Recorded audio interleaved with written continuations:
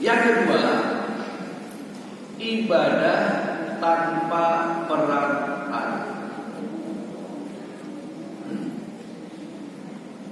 Allah menikah dekat. Ada lagunya itu, Allah itu dekat. Salah satu saya. Allah itu wa idza sa'alaka ibadi anni fa inni qarib ujibu da'watad da'i idza dan ketika ditanya engkau Muhammad tentang aku, jelaskan aku ini sesungguhnya dengan hamba. Aku akan memenuhi permohonan setiap aku yang memohon. Dalam ayat lain disebutkan Allah itu bahkan lebih dekat min hablil warid dari hablil warid. Oh sangat dekat. Tenggorokan untuk leher. Sehingga ketika kita beribadah kepada Allah, kita bisa langsung memohon kepada Allah, tidak perlu pakai wasilah, terutama wasilah kepada sesuatu yang dilarang oleh Allah. Beberapa wasilah dibolehkan. Misal wasilah dengan amal soleh yang kita lakukan. Bapak Ibu nanti bisa buka di salah satu hadis dalam kitab Riyadhus Shalihin. Di sana ada peristiwa 3 orang yang terjebak di dalam gua. Kemudian 3 orang ini berwasilah memohon kepada Allah dengan amal kebaikan yang dilakukan.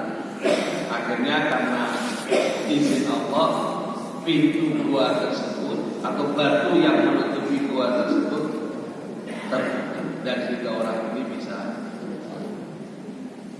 Kita boleh wasilah juga dengan memohon doa kepada orang soleh, kepada orang tua kita, kepada ustaz kita, guru kita, kepada teman kita yang lebih alim lebih rajin dalam ibadah. Tentu orang-orang yang kita mintai tolong itu harus masih hidup.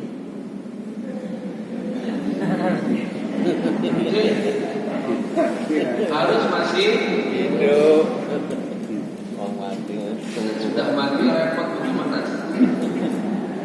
Ibu bapak minta tolong kepada yang sudah mati, terus jawab, jur aku harus ngapain? Malah lu pada kelar. Itu gitu. Jadi Allah itu dekat. Maka kita bermohon kepada Allah langsung. Tidak perlu lewat perantara. Kita boleh menggunakan perantara asal. Yang pertama, ketika memohon bantuan doa kepada orang itu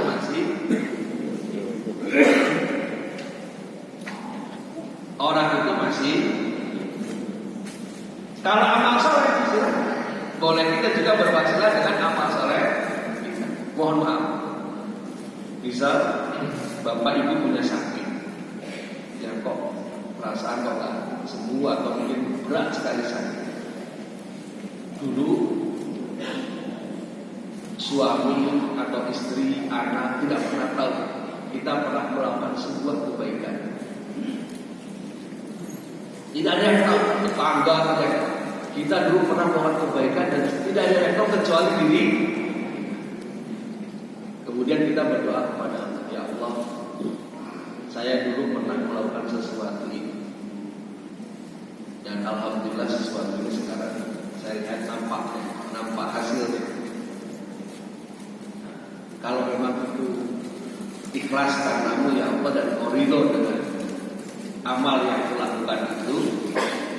izinkan aku bermohon padamu, kurangi rasa sakit yang ada pada diriku sekarang, atau berikan ketenangan kepadaku dalam menghadapi musibah. Itu boleh. Atau yang sudah diketahui pun itu berdoa juga boleh. Saya dulu pernah ngasih, tapi jangan banyak-banyak nanti habis. Itu yang amal yang spesial, kira-kira yang dampaknya. Kalau saya kemarin isi kotak infak di Suja, apa 2.000 rupiah ya Allah. Dan nanti terlalu pendek kok balasnya punya. Kira-kira itu boleh. Jadi silahkan. Jadi bermohon kepada Allah dengan amal kebaikan yang kita. Tapi pada prinsipnya ibadah kepada Allah, berdoa, sholat dan seterusnya tidak boleh menggunakan peran. Pak, yang dimaksud dengan badal itu seperti apa? Badal itu pengganti. Dalam makna tertentu dia memang bukan perantara, dia menggantikan tugas. Dalam beberapa pelaksanaan ibadah makdo itu boleh juga haji itu boleh juga, tetapi dengan syarat-syarat yang harus kita perhatikan. Tidak boleh asal. Walaupun perdebatan ulama banyak di Muhammadiyah dibadalkan hanya dengan syarat-syarat yang kuat, yang ketat, dan diharapkan oleh makromnya atau keluarga. Kalau orang tua ya oleh anaknya, kalau orang anak tinggal orang tuanya dan seterusnya. Tapi kalau sholat tidak boleh dibadalkan. Ibu pas malas itu minta tolong dibadalkan itu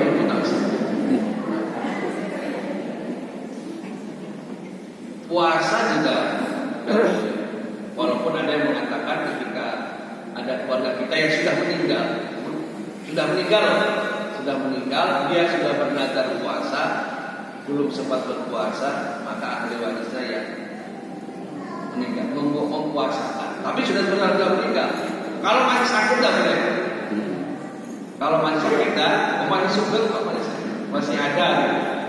Kan puasa bisa kalau sakit, bisa dengan cara kalau puasa Ramadan dengan membayar. Itu bukan perantara, itu memang mengganti.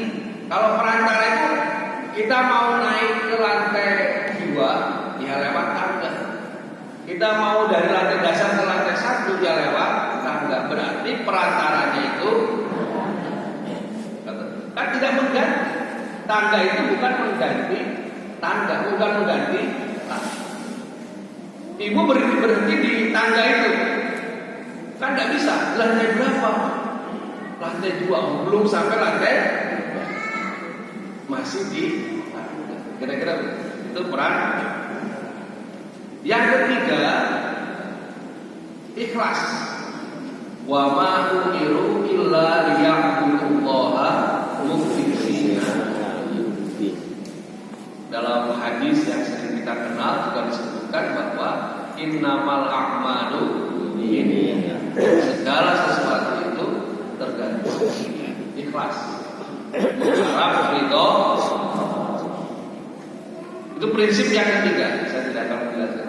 Yang keempat prinsipnya sesuai dengan tuntunan. Saya katakan tadi al-aslu fil ibadati at-tahrim. Hukum asal dalam beribadah itu adalah diharam. Illa madallat dalilu ala ibadah, kecuali ada dalil yang membolehkan. Disinilah kemudian kita mengenal istilah bid'ah menika nek boten enten tuntunan dari Rasulullah sallallahu alaihi wasallam, kita nambah-nambahi, itu namanya bid'ah. Dalam hadis Nabi dikatakan bid'ah itu dolalah dan dolalah itu bid'ah. Kullu bid'atin dolalah wa kullu dolalatin. Setiap bid'ah itu adalah dolalah, sesat, dan setiap sesat adalah Karena itu kemudian kita perlu belajar memahami ketentuan ibadah seperti itu. Di dalam memahami ketentuan ini, kita mendapatkan banyak perbedaan pendapat, dan itu dimungkinkan,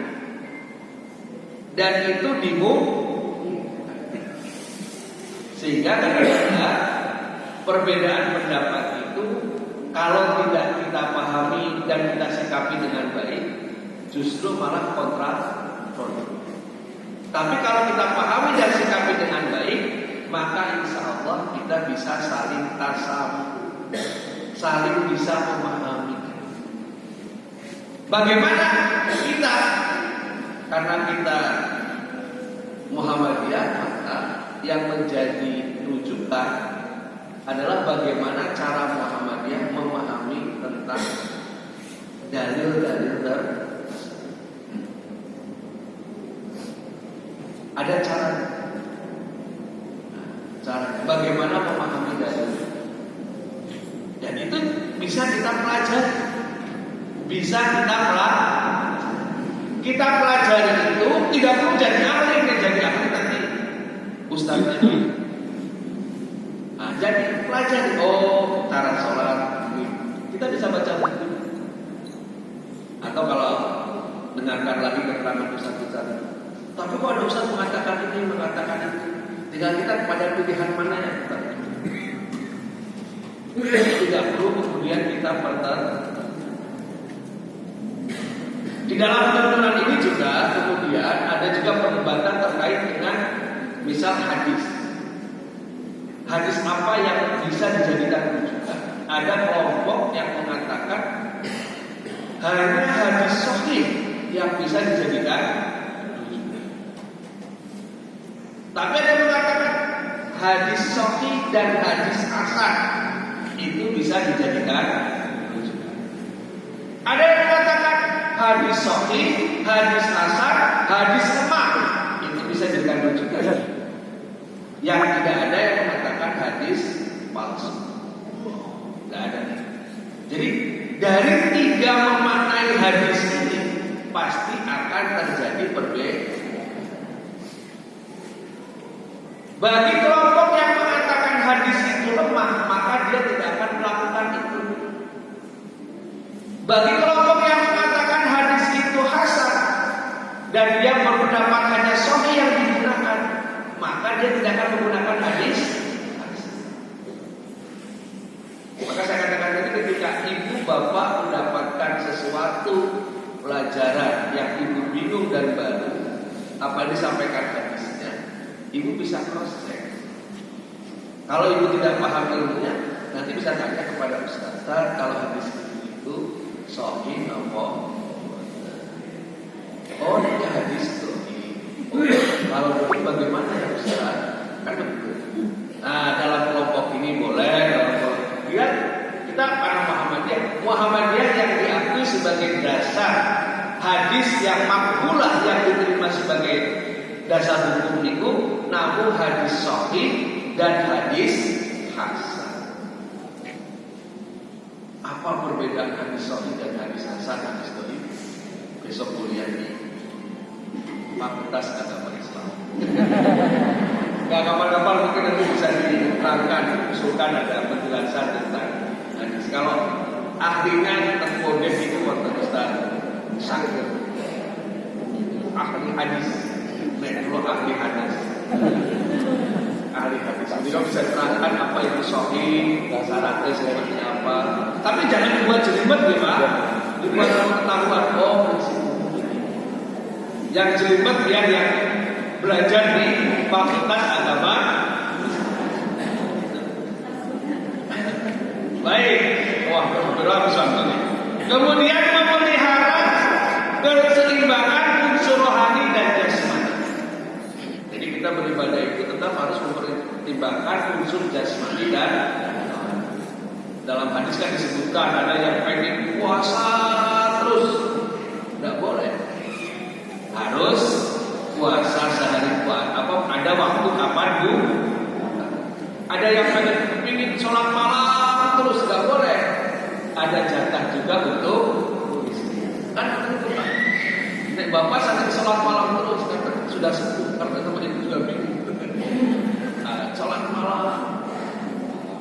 Ada orang yang nggak mau melakukan kebutuhan biologis, hanya pikir sholat malam terus itu dapat.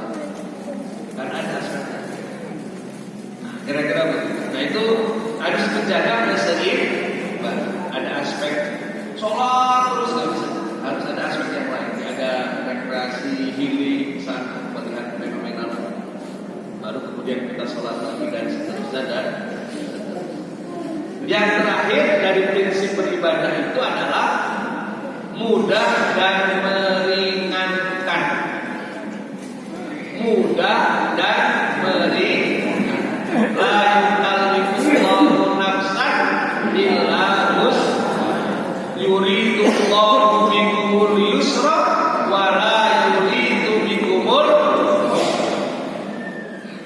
Jadi beribadah itu enggak usah dipaksa. Tapi juga jangan dibuat kita sendiri santai aja loh, nggak bisa, nggak boleh dipaksakan, nggak boleh dibuat. Bapak sudah tidak bisa ruku, pengen sholat kagak rukunya tidak bisa, nanti malah malah meninggal, terjatuh malah masuk rumah sakit, nggak maksudnya. Dia tetap sholat boleh pakai kursi, buat sah dipaksa. Yang tahu diri kita, tetapi juga tidak boleh memandang santai wae, jangan bisa. Jadi prinsipnya begitu, mudah dan meringankan. Jadi dalam agama Islam itu tidak akan dibuat kesulitan. Ibu kalau sudah punya sakit, tidak bisa puasa, kata dokter tidak boleh puasa, ya bismillah. Ya memang sudah dianalisis kesehatan, didiagnosa oleh dokter, kalau puasa membahayakan, ya tidak usah puasa. Masih bisa membayar